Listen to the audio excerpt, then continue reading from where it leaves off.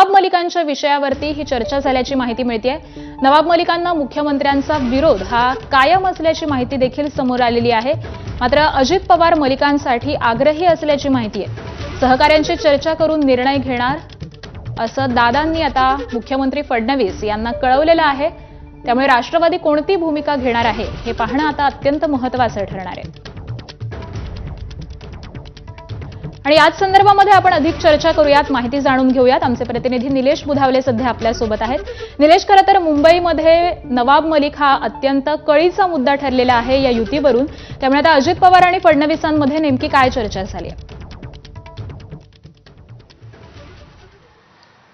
मुख्यमंत्री देवेंद्र फडणवीस यांच्या निवासस्थानी साधारणपणे 15 मिनिटं अजित पवार आणि मुख्यमंत्री यांच्यामध्ये चर्चा झाली। याच्यामध्ये माणिकराव कोकाटे यांचा विषय होताच। यासोबतच नवाब मलिक महायुतीमध्ये अडचण कशा पद्धतीचे ठरू शकतात या विषयावर देखील चर्चा झालेली आहे। देवेंद्र फडणवीस यांना स्पष्टपणे नवाब मलिक यांच्या नावाला नकार दिलेला आहे। महायुती म्हणून जर पुढे जायचं असेल तर नवाब मलिक नको, त्याशिवाय अन्य काही पर्यायांची चाचपणी होऊ शकते का या संदर्भात चर्चा झालेली आहे।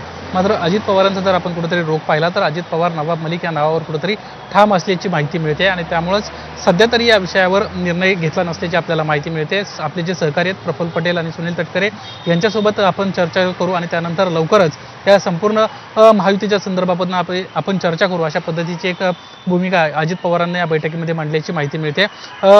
उद्याच कदाचित प्रफुल्ल पटेल, सुनील तटकरे, अजित पवार अशी एकत्रित बैठक पार पडू शकते आणि त्यानंतर महायुतीमध्ये मुंबईमध्ये कशा पद्धतीने पुढे जायचं या संदर्भामध्ये चर्चा होऊ शकते आणि हे तिन्ही महत्त्वाचे नेते काय निर्णय घेतात हे पाहणं महत्त्वाचं राहणार आहे। मात्र महायुतीची सध्याची आपण परिस्थिती पाहिली तर त्यांना एक पाऊल पुढे टाकलंय।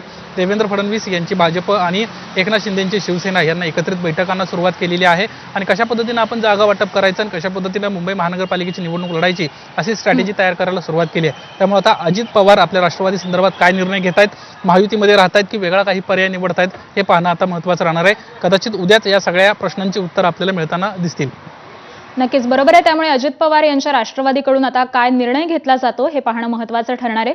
धन्यवाद निलेश या अपडेटसाठी। पुढची एक मोठी बातमी पाहूयात। क्रीडा मंत्री माणिकराव